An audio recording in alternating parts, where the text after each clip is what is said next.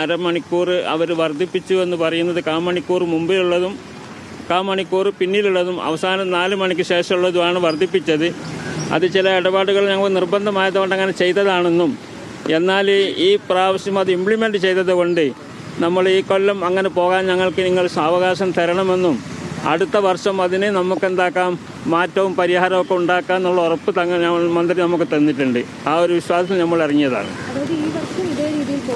ഈ വർഷം ഇംപ്ലിമെൻറ്റ് ചെയ്തു പോയി, കലണ്ടർ ഇറക്കിപ്പോയി. അതുകൊണ്ട് ഞങ്ങൾക്ക് നിങ്ങളതിന് അവസരം തരണം, കാമണിക്കൂറല്ല അവസരം തരണം. അടുത്ത വർഷത്തേക്ക് ഇതിന് മാറ്റം വരുത്താൻ നമുക്ക് കൂടിയിരുന്നിട്ട് ചർച്ച ചെയ്തിട്ട് മാറ്റം വരുത്താമെന്ന് പറഞ്ഞിട്ടുണ്ട്. അംഗീകരിച്ചിട്ടുണ്ട്.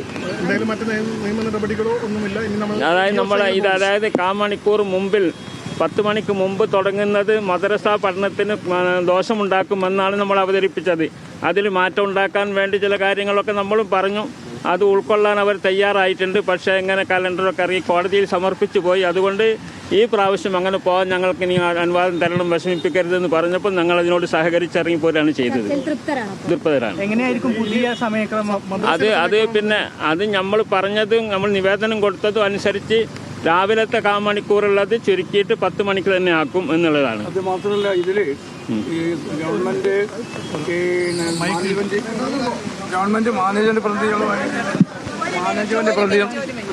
ഗവൺമെന്റ് ഞങ്ങളുടെ ചർച്ചയ്ക്ക് ശേഷം മാനേജ്മെന്റ് പ്രതിനിധികളുമായിട്ടുള്ള ചർച്ച ഉണ്ടായിരുന്നു.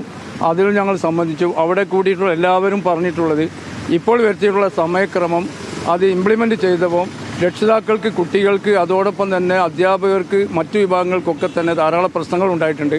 അതുകൊണ്ട് രാവിലെ ഈ 9:45 ആരംഭിച്ചതും വൈകിട്ട് 4:15 അവസാനിപ്പിക്കുന്നതുമായി സമയക്രമം സമൂഹത്തിലുണ്ടാക്കിയ ഒരുപാട് പ്രയാസങ്ങളുണ്ട്. അതുകൊണ്ട് അതിനനുസരിച്ച് ഗവൺമെൻറ് എന്ത് ചെയ്യണം, ഈ പുനരാലോചന നടത്തി എല്ലാവർക്കും സ്വീകാര്യമാവുന്ന രീതിയിൽ സമയക്രമം വരുത്തണം എന്നാണ് എല്ലാവരും അവിടെ നിന്ന് ചർച്ചയിൽ ഉന്നയിച്ചിട്ടുള്ളത്. അത് മന്ത്രി അത് ഉൾക്കൊണ്ടിട്ടുണ്ട്. നേരത്തെ ഉമർ ബൈജു സാഹിബ് പറഞ്ഞതുപോലെ ഈ വർഷം ഇത് ഇംപ്ലിമെൻറ്റ് ചെയ്ത് കോടതിയിൽ അത് അവതരിപ്പിച്ചത് കൊണ്ടുള്ള ഒരു പ്രയാസം അത് സഹകരിച്ചുകൊണ്ട് അടുത്ത വർഷം എല്ലാവരുമായി ചർച്ച ചെയ്ത് ഇതിന് പരിഹാരം ഉണ്ടാക്കാം എന്ന രീതിയിൽ അവിടെ ആ യോഗത്തിലും അതോടൊപ്പം ഞങ്ങൾക്ക് നേരത്തെ നടത്തിയ സമസ്തയുമായി ബന്ധപ്പെട്ട് നേരത്തെ നടത്തിയ മന്ത്രിയുടെ ചർച്ചയിലും ആ രീതിയിൽ വിദ്യാഭ്യാസ മന്ത്രി പറഞ്ഞിട്ടുണ്ട്. ഗവൺമെൻറ്റിൻ്റെ തീരുമാനത്തെ ഞങ്ങൾ കാത്തിരിക്കുകയാണ്. തുടർന്നുള്ള പരിപാടിയും കാര്യങ്ങളൊക്കെ ഞങ്ങളുടെ നേതൃത്വമായിട്ട് കൂടി ആലോചിച്ച് ശേഷം ഞങ്ങൾക്ക് അത് സംബന്ധമായിട്ടുള്ള കാര്യങ്ങൾ എടുക്കും. മദ്രസ സമയത്തിൽ മാറ്റം വരുന്നില്ല. മദ്രസ സമയത്ത് സ്വാഭാവികമായിട്ടും ഇതിനൊപ്പം വരുന്ന ക്രമത്തിൽ തന്നെ തുടരും. അതിൽ മാറ്റം വരുത്താൻ ഞങ്ങൾക്ക് കഴിയില്ല. ആ രീതിയിലാണ് അത് ക്രമീകരിച്ച് പോരുന്നത്. സ്കൂൾ സമയം മാറ്റം വരുത്തുക എന്നുള്ളതാണ് അതിന് പരിഹാരമായിട്ടുള്ള മാർഗം.